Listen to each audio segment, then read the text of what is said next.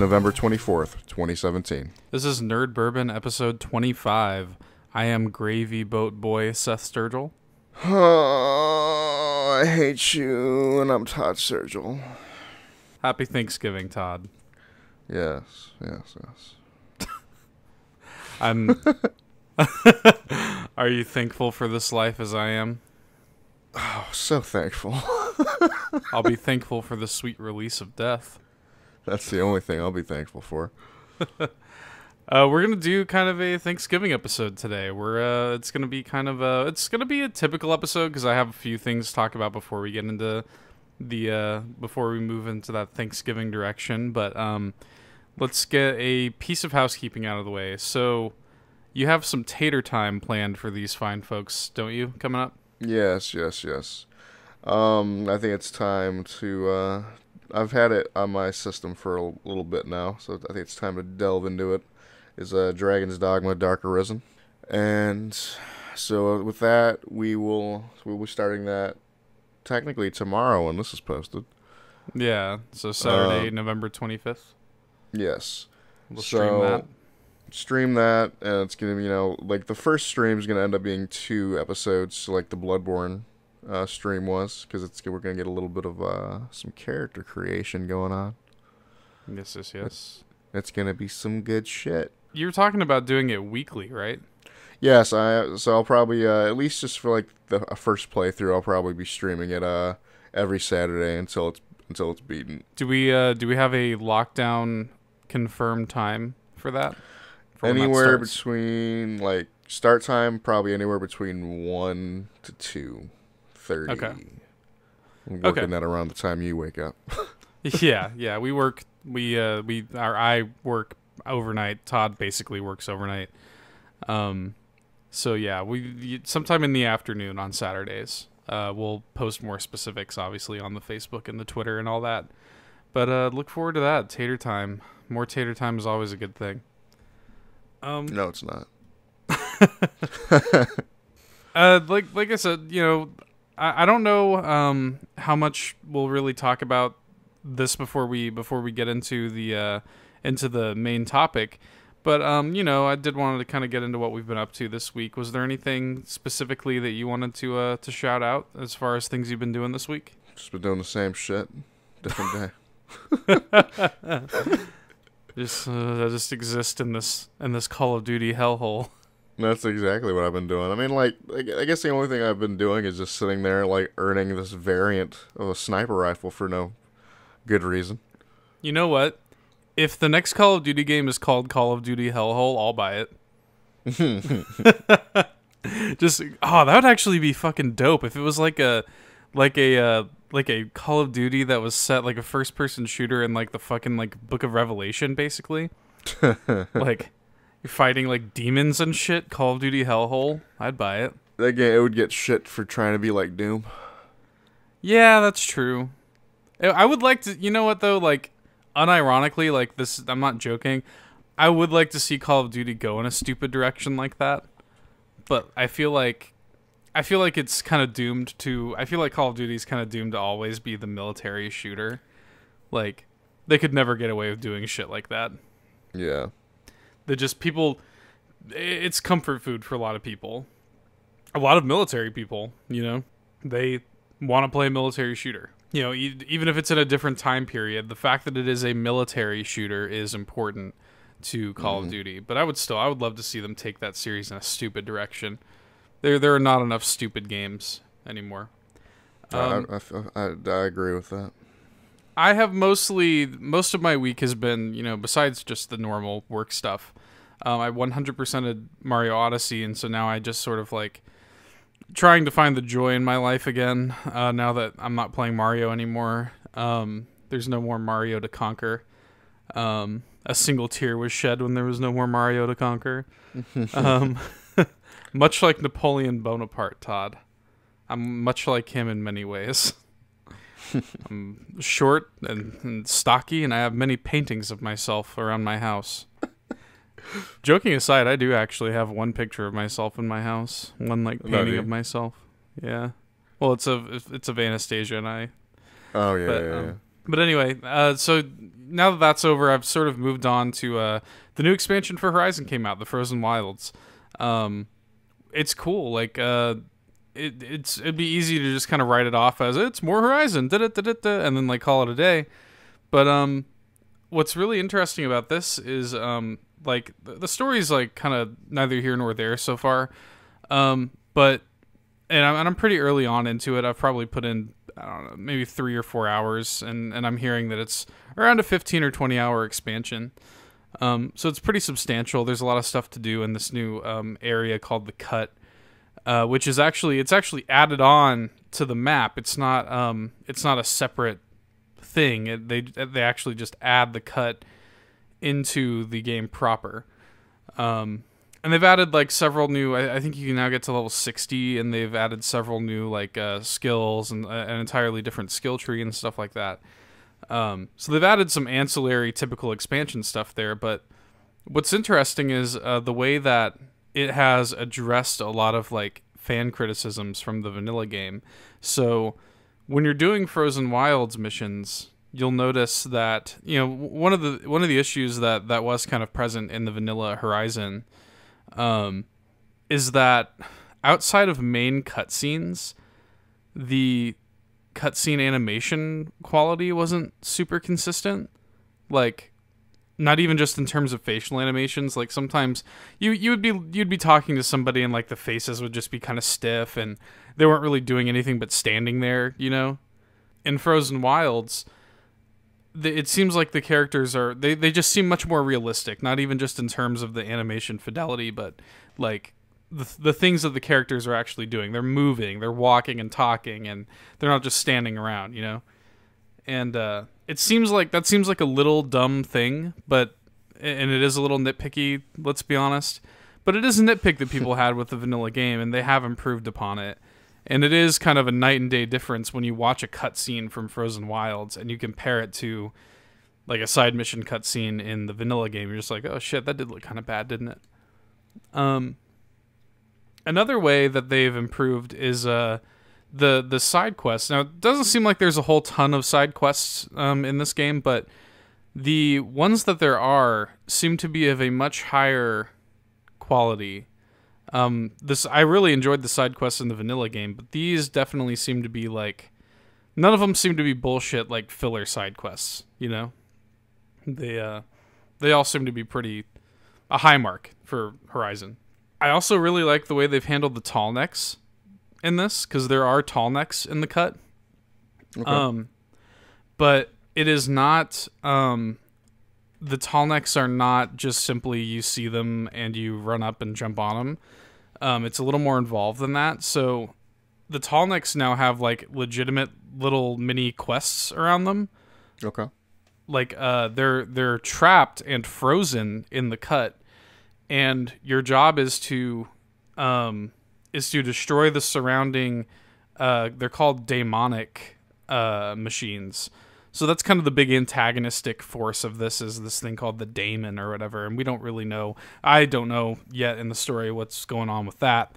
But essentially, they're just kind of more powerful. There are both more powerful variations of robots that we already are familiar with. In addition to that, there are like completely new robots that we're fighting against. I'll just I'll leave you with 2 words: robot gorilla. What? They have like kind of a gorilla type machine in this. Shit. I need to sit down and check this out. Yeah, so anyway though, you kind of take down these and you go to these different little locations, and you kind of are harvesting back the parts of the derelict tall neck. And then once you reinstall the parts, the tall neck then is activated and breaks free from the ice. And then you climb it like a typical tall neck. So it's a little more involved, which I appreciate. And I don't know, it's just nice. Like, it's just nice to be playing Horizon again. They've added some stuff, like some of the new skills are kind of good quality of life improvements. You no longer have to dismount to harvest materials. You can repair your mount now and stuff like that. Your spear now has modification slots, so you can improve the quality of your spear. And I don't this is a weird little thing that I feel like they added. I don't think, correct me if I'm wrong about this. And it's so dumb and little and stupid, but I find myself enjoying it.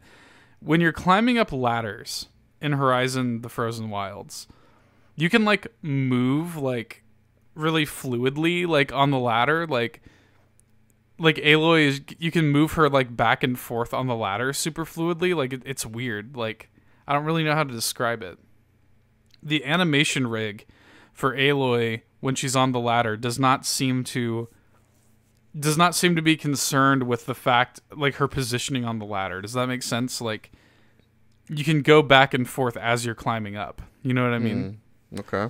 I can't remember if that's new or not, but whatever the case may be, it feels more, movement feels a little more fluid in that way. And I don't know, I just really, I have not seen if, like, cauldrons are back, but I have noticed that a lot of the side quests that I'm doing do kind of have a cauldron or dungeony like feel to them, in a way that I actually really enjoy. And I've done a lot of like, there's a big focus on traversal, and actually traversal elements of the world, of the landscape. It's not. It feels a little more. I'm trying to dance around it a little bit because I know you're going to end up playing it. I'll say that it feels a little more like the puzzles that you're solving feel more naturalistic to traversing the world. And I don't know, I like it a lot. I'm looking forward to putting more time into it. It's what you would want from a expansion to Horizon. And, you know, has several kind of quality of life improvements that will clearly, you know, be a focus in whatever's next for Horizon. I'm glad this exists to kind of give us a little bit of a holdover, because you know Horizon 2 is coming. On the horizon. Oh, I hate you so much for that. I saw it coming, but I was hoping you wouldn't do it. When they drop Horizon 2, essentially, do you think it's going to have another, like, do you think it's going to be straight up called Horizon 2? Or do you think is it going to stick with the sort of dawn dusk theme? Like, do you think it's going to be called something dusk? Horizon : something dusk? I don't want it to be that, but I can see it. Anyway, the other game that I wanted to shout out real quick actually just came out today, and that is Animal Crossing Pocket Camp, which is a new Animal Crossing game for mobile phones, for smartphones. Don't know if it's on Android yet, but it launched on iPhone today, actually a day earlier than it was supposed to launch. It's shit. No, I'm just playing. It's interesting. Like, so Nintendo's sort of mobile strategy has been really interesting in general. Like, did you play Super Mario Run or Fire Emblem Heroes or anything? Nah, I must have been. I'm not a big mobile gamer guy. Neither am I, ordinarily. But the sort of idea of having Nintendo games on my phone is really obviously appealing to me. Like, I don't play a whole lot of games on my phone, but, like, I'll be damned if, like, my phone isn't the first thing I grab when I'm, like, you know, waiting at the DMV or fucking sitting at the airport waiting for my flight or whatever the case may be. Like, I'm reaching for that phone. And up until now, Super Mario Run has been a really good sort of, like, palate cleanser of, like, this is just a very, you know, no frills Mario experience that I can just kind of have in the palm of my hand whenever I want it. And I have issues with Super Mario Run, but I really am quite impressed with the way Nintendo is handling their sort of mobile strategy. You know, I'm a huge Nintendo fan, as has been well established on this fucking show. But when they announced their sort of mobile partnership with DNA and everything, I was like, this is fucking weird, man. Like, I don't know what I think about this. Nintendo does not need to get into this market.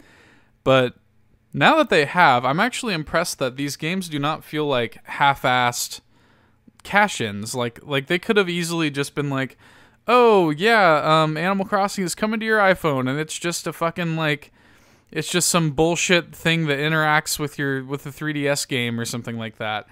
Or Mario could just, you know, they could have done a million shittier things with it, and they didn't do that. Now, it does still have some of the mobile trappings, like, there are microtransactions with Animal Crossing Pocket Camp, but it does not seem, like, sleazy yet. Like, I feel like I'm earning quite a few. Isn't it just for, like, materials?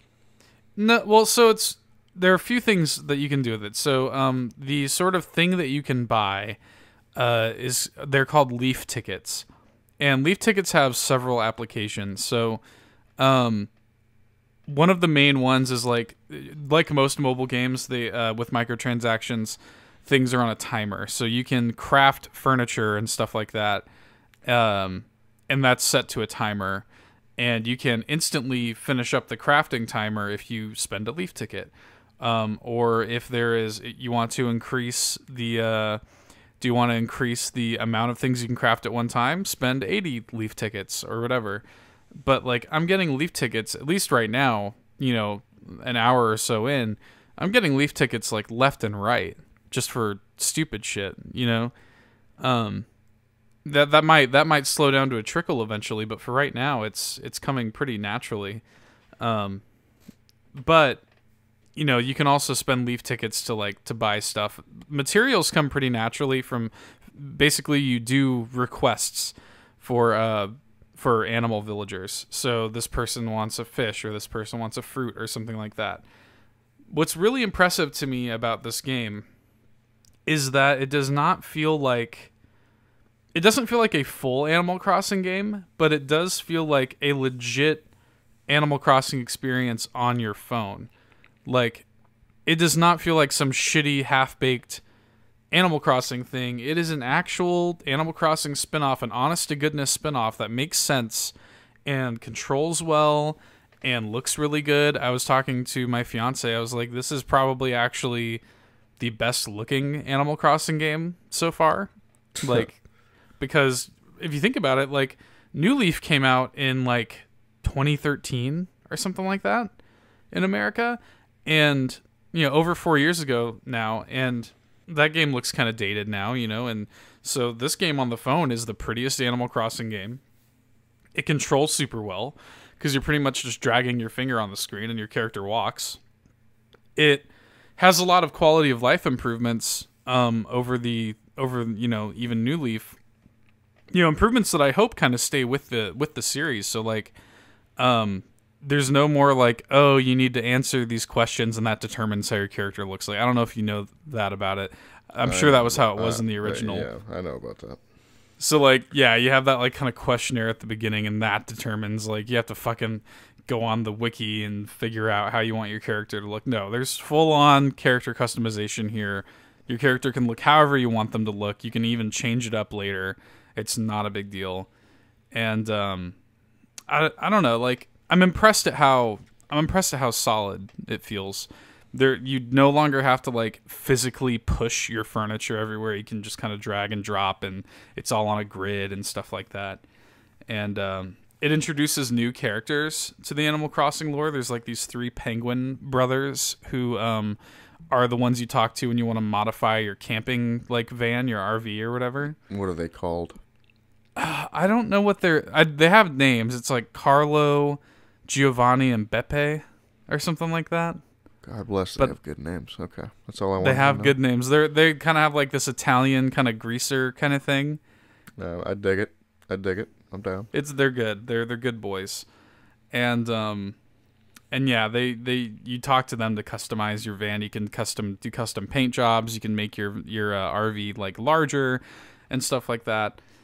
And I don't know. I'm just impressed by it. Like it's a very good, like, again. Is it a full Animal Crossing experience? No, but for being on the phone, it's not like they just shat this game out. Like, there is care put into this game, and the camp, the ideology of a camp versus having your own town or village or anything is pretty cool, because kind of everybody would always kind of obsess over like which villagers you want in your town and stuff like that, and which villagers you don't want.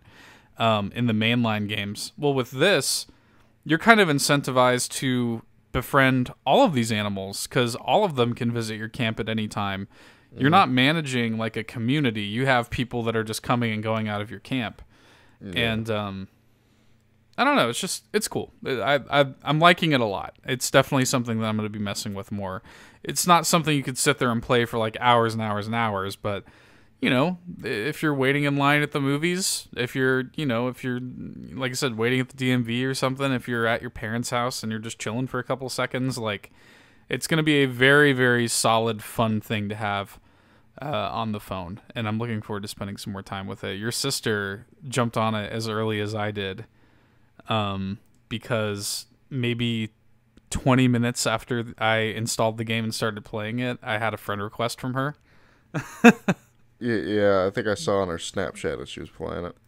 Yeah, she like got jumped on this shit as early as I did, so. No, she's been pretty hyped for it. Yeah, so it's cool. Like all of the systems in it work well together, and it's a smartly designed, pocket-sized Animal Crossing game. And I don't know, you should check it out, and just I would be curious to see what you think of it, because I know you've been kind of out of the game for a little while. I've been out of the game since GameCube. With that, let's move into the meat of this show, man. Let's get into the Thanksgiving shit. So, I guess there's no better way to start than to ask, what are you doing this Thanksgiving? What's the plan? What's the game plan? I'm actually gonna be heading to your dad's house. We're gonna spend Thanksgiving with your dad's family. So yeah, that's a kind of a change. Cool. We usually don't do that. Yeah, wasn't the original plan like you were gonna go to Kentucky and or whatever? My parents were. I was gonna end up staying home. So. Yeah, but now that it's sort of like in town, not in town, but like now that it's closer than a fucking 8-hour drive to Kentucky, you can pull that off. Yeah. Didn't you wind up getting that night off work too? So yeah, because with the company I work for, they actually get those holidays off. It seems like so. Yay. Nice. Very nice. My company does not get the holidays off. This is actually a change for me. So I've been with my job for 4 years now, and this is the first holiday that I've gotten off. I think I had like last 4th of July off or something like that. But the place where I work never closes, ever. We're 24/7, 365. So it's like when I got hired, my boss at the time, she was like, so yeah, you're gonna have to work some holidays. The general rule is like if you work one holiday, the next holiday you'll be off, and you just kind of switch off. That never happened with me. It's never worked out that way. I've always had to work every holiday. I mean, at my old job, dude, like I worked basically every holiday. Like it was like, I think I only got off Thanksgiving like once in the 4 years I worked for my last job. Yeah, it just doesn't usually work out. So, it's gonna be kind of nice this year. It's gonna be a nice change of pace, because I'll actually be able to sort of go, hang out with my family at my leisure and not have to worry about, because in years past I would still go over for Thanksgiving dinner, but like 7-8 o'clock would roll around, I'd have to be like, guys, like, I'm sorry, I gotta go home and get a couple hours of sleep before work. So it's gonna be nice to be able to just like go over to my family's house and just like spend the day there, and just hang out with my family and eat good food and stuff, and make the obligatory phone calls to other out of state family and stuff like that. So, speaking of food, so food obviously is a huge part of Thanksgiving. What would you say, coming into Thanksgiving, what is your ideal Thanksgiving spread? When you are presented with a Thanksgiving table, Todd. When it comes to food for Thanksgiving, off bat, obviously you gotta have the turkey. You have to have the turkey. It's a tradition. How do you feel about turkey? I'm very particular with my turkey. It's easily fucked. And if it's fucked, I don't want it. It's so easy to fuck up a turkey. And that's why you need the second piece. The backup ham. You do? Yeah, that's some real shit right there. I'll tell you what. My Uncle Joe makes a damn good ham. A damn good backup ham. So the thing with ham is so, like, it's so hard. You can't. If you have to intentionally fuck up ham. See, the thing with turkey is it's too accidentally fucked. Here's what's fucked up about turkey. So like we traditionally, because I have a pretty large family, pretty tight knit family, we will traditionally make 2 turkeys, One is the typical, like, roast for a million years in the oven kind of turkey that my mom makes. And the other is my grandpa will just sort of fry one in a deep fryer, a fried turkey. See, I've actually never had somebody do the deep fry thing, and I feel like that'd probably be the best way to make a turkey. So, yeah, this is what pisses my mom off. So she'll very laboriously, put together this turkey, and it roasts, and then it has to sit and stuff like that. And it's like a good like 6-hour process to make this fucking turkey. And my grandpa just sticks that bitch in the deep fryer for an hour, and it comes out better. Mm-hmm. The thing about the thing that I think it works about the deep fried turkey is you're able to it traps all that moisture in the turkey, because what's the thing that always sucks about it over a turkey? It's so easy to get it dry, And here's the deal. I don't want to hear any things like, "Oh, that's where gravy exists." Fuck you. All right? Yeah, like I shouldn't have to slather it with gravy. Yeah, no, and honestly, I'm not really a huge. I know I introduced myself this episode as a gravy boat boy, but I'm not a huge gravy guy when it comes to Thanksgiving dinner. Like, I don't douse my shit in gravy. My tits suggest otherwise, but I really don't go ham on the gravy. Often my Thanksgiving spread won't even have gravy on it. I mean, they might put out some gravy, but it's not like a big deal with my family. What else does your family typically have on the table?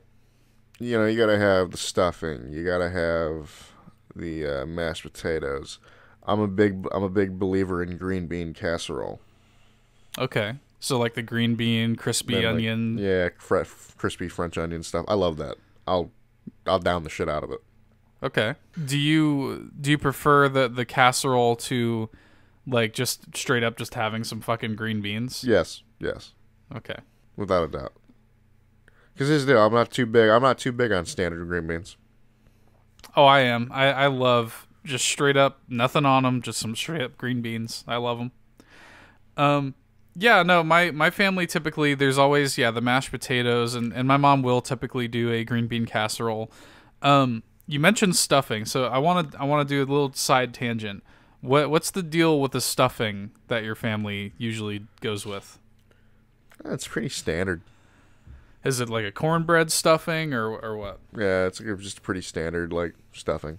Like it's just my mom does. My mom's Italian. She does an Italian stuffing, and it is goddamn delicious. Like, I feel like my mom and I are like this about a lot of things, like especially Italian food. Like, my mom and I relate on this level. My mom and I are the only ones that like truly go ham on this Italian stuffing, but like we love it. Everybody else is like whatever, they're tolerant of it, but we love it. We're, like I said, we're like that on a lot of things. But my mom makes this Italian stuffing, which, and it sounds weird and gross, it has some light raisins in it. It is drenched. It's like this crispy, but also like the bread is crisped in an interesting way. It has like celery and stuff in it. It's good. It's good shit. So one question: where do you stand on this? Stuffing in the turkey or out of the turkey? We do out of the turkey. I enjoy the stuffing both ways, but I do prefer it out of the turkey. But yeah, so there's always mashed potatoes on the table, mac and cheese, the typical shit. We do a pretty traditional. Is mac and cheese a usual thing? It is for us. Shit, I wish it was for me. I respect it. Yeah, my mom does a whole pan of mac and cheese for Thanksgiving. Yeah, I think I know where I need to go. The thing about my mom's mac and cheese that some people don't like, I personally love it. She puts onions in her mac and cheese. I got no issue with that. Not like hunks of onion. Like they're honestly like just kind of sparsely through it, maybe. They're so translucent, like you can't even see them. Like it gives you that little flavor, but you can't even tell that there's onions in the shit. I respect it. I'd probably enjoy that, honestly. I do personally, and you got to have the rolls and all that, and that's just kind of what our Thanksgiving spread ends up being. Now, my Uncle Joe made a ham last year, I think, that was really, really good, and I hope he makes it again this year, because it had this kind of like, he cooked it with I think some Jim Beam, and so it had like a boozy kind of taste to it. And it still had the glaze and the pineapple and everything, but it had that kind of, it tasted like bourbon, you know? It was really good. I really liked it a lot. I fucked that ham up. I fucked it up. There was a backup ham my ass. That ham was the primary. Yeah. That was the primary ham, goddammit. What sort of desserts do you guys go with? You guys go big on the desserts? No, I personally I don't really go too big on the desserts because I'm not a big fan of the typical Thanksgiving desserts. What is it, like pumpkin pie, sweet potato pie? Sure. And all. I'm not big on any of those because, one, I'm not big on pumpkin, and two, I'm not big on sweet potato. Okay. Fair enough. We see, I'm not a huge like dessert eater in general. However, that's really where I stand, honestly. Like, the only dessert I actually like is cheesecake. That's it. now, when I'm in the Thanksgiving dinner / Christmas dinner setting, that is when I am into desserts. Like, for whatever reason, like I don't normally in my day-to-day life, I'm not just going out and just buying and eating some dessert or making dessert or anything like that. But at a big family gathering where dessert is present, I will fuck up dessert. Like pumpkin pie, we do pecan pie. My mom will usually make banana pudding as well, which is really good. For Christmas, she does cream puffs. Oh, I swear to God, she makes those cream puffs only by request from me now. Like, people don't really go for them too much other than me, but I demolish those cream puffs, dude. They're so good. My mom has recently been, just in the past few years, she's been making pumpkin rolls, which are very good. I don't know if I don't know if those will be present at the Thanksgiving Day table, but those are good. And you know, I gotta move into the leftovers direction. Now, do you go as ham as I do with Thanksgiving Day leftovers? Probably not, because I know you probably do some real shit. There's nothing better. I'm not normally a leftovers kind of guy, but there's nothing better than Thanksgiving leftovers, man. Nothing better in this world. You eating for a week on Thanksgiving leftovers. You know, I kind of get sick of the standard Thanksgiving meal leftover, like after like 2 or 3 days. Oh, I love it, dude. I fucking love it. Like, that's, like, honestly, when I leave, you know, I don't live with my parents anymore or anything like that. So when I leave my parents' house, like, I'm going to be like, can I bring some of this turkey home? Because there is nothing better than to just take 2 pieces of bread, douse them in mayonnaise, salt and pepper, and just some turkey. That is so, with some leftover Thanksgiving Day turkey. I love it. I fucking love it. It's so good. It's one of the few comforts like that. That's something that I've always enjoyed, is a leftover Thanksgiving turkey sandwich. Oh, and like, if you want to get real gross, what I've done before when I was a kid, because dude, if you think I don't care about my body or my diet now, you should have seen some of the shit I was doing when I was younger. Oh no, because I would just, you know, being off of school for like 2 weeks or whatever it was for Thanksgiving break, I would just be sleeping like 15 hours a day and fucking playing video games all day in my underwear. I would like roll out of bed the day after Thanksgiving and I'd fucking like, you know, open up the fridge, drool all over my face and messed up hair and stuff. And I would just like, what do I want today? I would take some stuffing, some mac and cheese, some of the leftover turkey. I would put all of it on a sandwich. Just a sandwich made of like a Thanksgiving leftover sandwich. Some mashed potatoes on there. I don't give a fuck. And I would just eat it all like between 2 pieces of bread. They should have put you out of your misery a long time ago. They really should have. And you look at me now and there's no question in your mind how I got this way. But I had no regard for my health when I was a child. And I barely have regard for it now. But I would just do all just the stupidest shit, you know, just roll out of bed, dragging like my blanket from my bed around after sleeping for 15 hours, and then just lay on the couch and sleep for 15 more hours. just dream. Fuck it. The fucking dream. It's so funny, dude, because like that is the dream for me now. Like as an adult, I took my childhood years for granted, man. Oh, I really did. I don't know, like it's funny to me coming into Thanksgiving as an adult because Christmas has always been my favorite sort of holiday. But the older I get, the more I realize that the things that I love most about Christmas are also present during Thanksgiving. Yep. Like the sort of family togetherness and the food and stuff. A Thanksgiving dinner table is usually very similar, I think, for most families to their Christmas dinner table. That's some very true shit. Like, I end up basically eating the same 2 meals. Yeah, like it's just it generally for I think a lot of families. I think a Christmas dinner table and a Thanksgiving dinner table are very, very similar.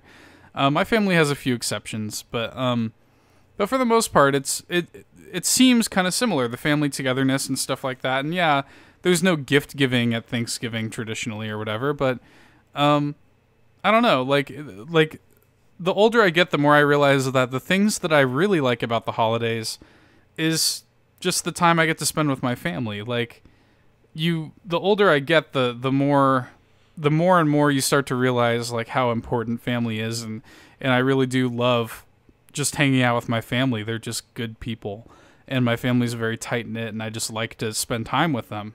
You know, back when I was a kid, it was just kind of like food day basically, but now as an adult, it's like I get to hang out with my family all day and have good food, and it's just a good day, you know?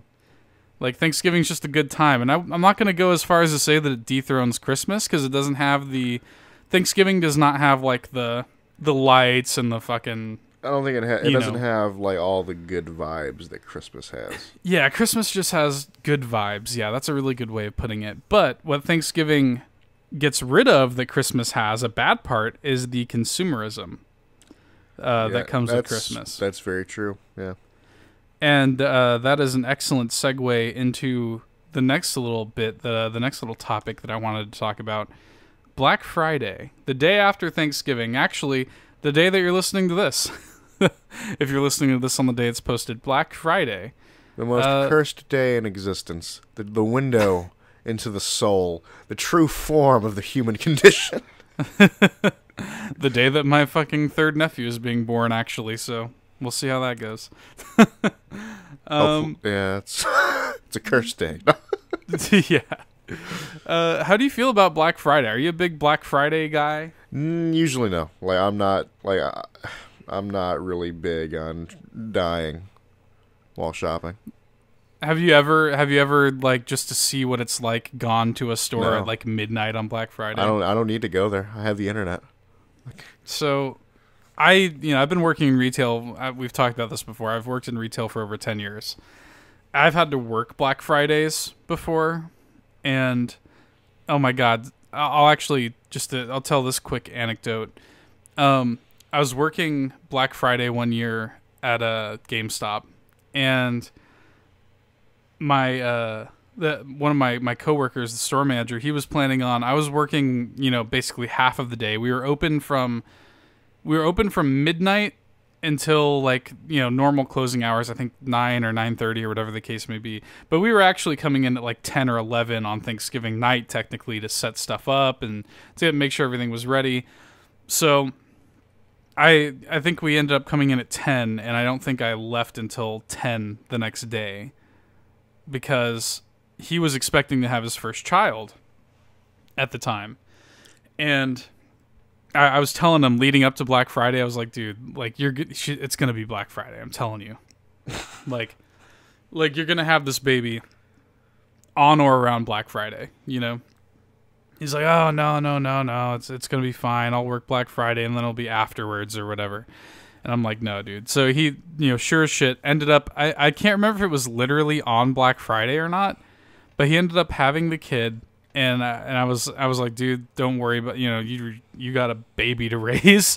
Don't worry about, I got it, and I ended up working like almost an entire day, 24 hours. Like I took several breaks, and it was a pretty easy day because the thing about Black Friday working in retail, you're extremely like insanely busy for the first couple hours, and then you are the deadest you'll ever be for the rest of the day.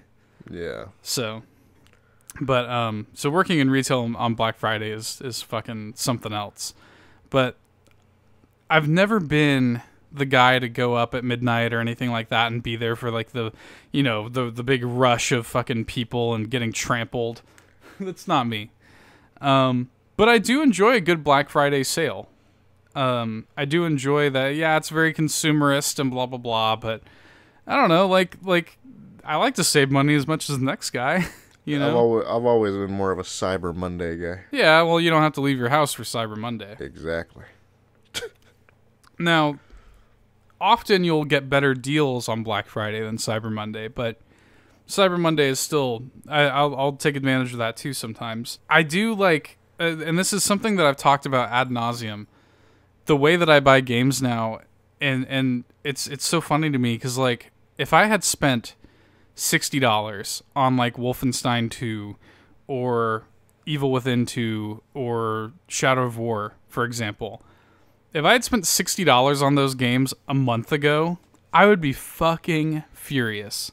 Because every single one of them are between $25 and $30 at every major retailer this Black Friday. And I don't know, I kind of just want to talk about that. I kind of want to talk about the sort of culture around that and the sort of like, what's the point of buying a game at launch anymore? You know? It's very true. Like, the only real reason is, like, if you really want to play it, I guess. But like, the only games that I buy at launch these days are the games where I'm like the Mario Odysseys and the Breath of the Wilds of the world. You know, where it's like, I really got to play this and I don't foresee a sale coming on. I mostly mean during the holiday season. So from, like, October on, like, I don't understand why you would buy most AAA video game releases in October, because, like, you're just gonna turn around and see it for fucking, in this year's case, half off or more than half off. Not even a month later. I mean, it's not even gonna be a month after these games have been released. I mean, it's nuts, you know. And I'm just like, fuck, man. Like, why am I even, like, spending money on this shit when I'm gonna turn around? I'll never forget. And again, I've brought up this exact example up. I don't know how many times, but when Titanfall 2 came out. And I spent $60, and I was happy to, because I enjoyed Titanfall 2 a lot. But, like, when that game came out, and, like, 2 weeks later, it was like $30. Ooh, yes. I was like, no. I was like, no, never again.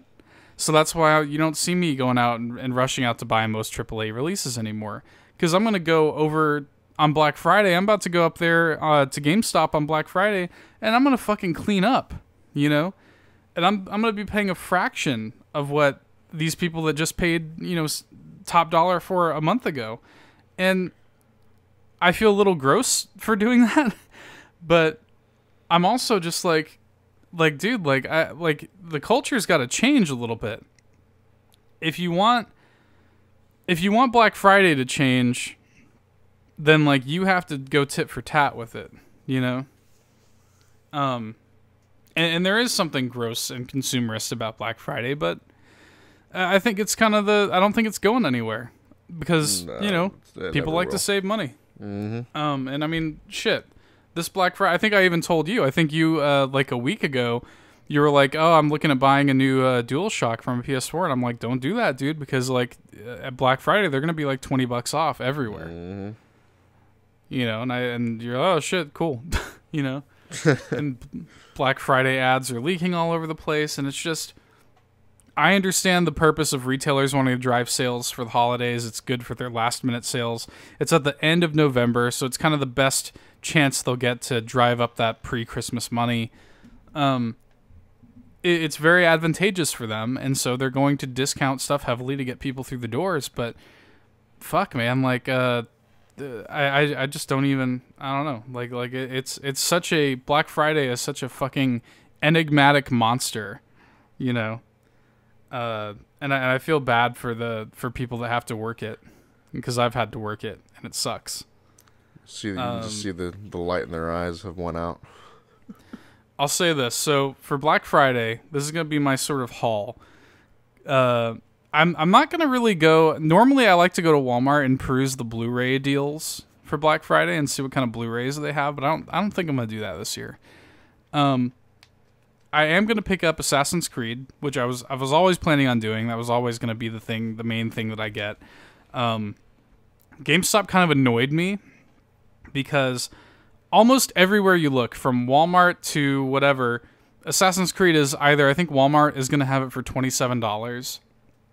but a lot of other places are like $30 or $35. GameStop is not discounting Assassin's Creed on its own, but it is discounting a bundle of the game and the season pass. Okay. Which is fine because I was probably going to get the season pass anyway. But I'm like, you fuckers. You did me dirty. Because, like, I'm sitting here, you know, I got, like, GameStop coupons, like, primed and ready to go and stuff like that for Black Friday. And I've got store credit waiting to go. And they don't even have the game itself on sale. I'm like, fuck, man. But I'm going to pick up Assassin's Creed and apparently the season pass. I'm also going to grab a copy of Nier Automata. Beautiful. Which will be nice. I know you're going to be happy about that. I am. I am happy to hear that. I'm going to grab this might surprise you a little bit. I'm going to grab a Steam Link. Do you know what a Steam Link is? No, I do not actually. The Steam Link is a streaming box that connects to your TV in your living room or whatever, or anything really, a screen with HDMI. And essentially what it does is it connects to your computer and streams from your computer to your TV. So I can be streaming my Steam games onto my TV in my living room. Okay, that's actually pretty cool. Yeah, and you can connect controllers to it via Bluetooth or via USB or whatever you want to do. And you can just I can be sitting on my couch playing Cuphead on my PC, you know? And they're going to have Steam Links normally retail for, I think, $30, between $30 and $50. And GameStop's going to have them for $5 on Black Friday. Nice. So I'm going to grab one of those. I'm also going to be getting Injustice 2 again for a couple of reasons. A, because coming out of Justice League, which we have a shots on, go listen to that. Coming out of Justice League, I just really want to play that game. I'm just like, fuck, I got that DC boner is raging hard right now, you know? So I really want to play some Injustice 2, but I also am just like, you know, Hellboy's out now. Like, I want to check out Hellboy, and the Teenage Mutant Ninja Turtles are coming out and stuff like that. So it's time to get back into Injustice 2 and see what's going on. GameStop's going to have that game for $14 on Black Friday. Yeah. I mean, it's nuts, dude. There's a small part of me, very small part of me, that is debating on picking up Wolfenstein 2 and is debating on picking up Shadow of War because they're going to be so cheap. But I just don't know. Shadow of War especially. Like, I would really like to play Shadow of War. I feel like there's just too much game right there. It's just not enough time. Like, I just don't have enough time. Too much game I already know. And not enough time.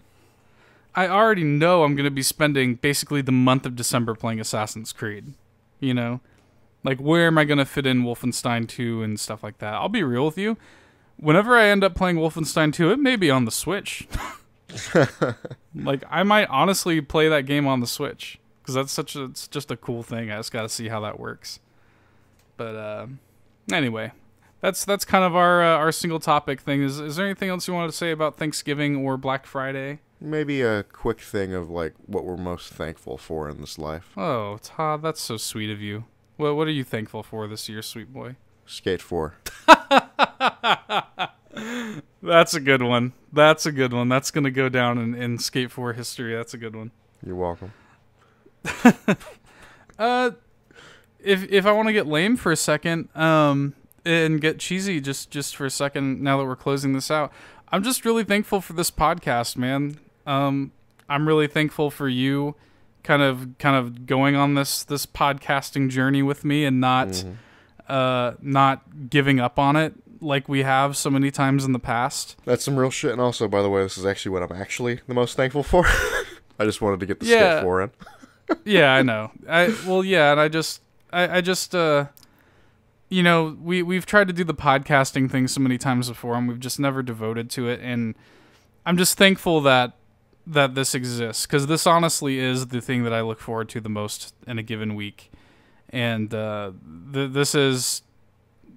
kind of encapsulates all of my passions. Like, I all of my creative itches are scratched by this podcast. And, you know, not that many people listen to it. We have a small growing number. We generally get about the same viewers per week, which is cool. So that means that the people that are coming are staying, which is nice. And I think it's only going to grow from here. And I'm thankful that you and I have the capacity to keep doing this the way that we've done. And it's just been a really good labor of love. And it keeps me sane. Keeps me from putting a fucking bullet in my mouth. And I don't know. I'm thankful for Nerd Bourbon. I'm thankful for it. I am truly thankful for this love child of ours. It's just nice. Like I'm proud of it. I'm like it's. You listen to other independent podcasts, and they are not of the same quality that this one is, especially so young. I mean, this podcast is like not even 6 months old, and we've done so much with it already. And it just makes me happy, man. Like, I don't care if anybody listens to it. It just makes me happy. Mm-hmm. It's just fun to do, and it's just a nice coalescence of all of my passions. And so I'm thankful that it exists. Like, I think at the time that we decided to go ham on this shit and actually drop the time and the money necessary to start and maintain Nerd Bourbon, I didn't realize how much I needed it in my life until it was there. It is a legitimate light in my life. Yeah. So, and, I'm thankful for the people that do, the people who are listening right now, the people that do actually support us. I have friends and family that listen to this show consistently, and they always tell me that they enjoy it. And I just, thanks for listening. Thanks for the support. I'm thankful for you, the listener. If you've ever shared this with a friend of yours, if you've ever shown a clip of it that you thought was funny to somebody, if you've ever given this podcast the time of day, thank you. I don't know. That's all I got. That's all you need. You basically got how I feel about the whole podcast. Yeah. So I'm not even gonna give my spiel. Thank you guys for listening. Happy Thanksgiving. We'll see you next time. Bye. See ya.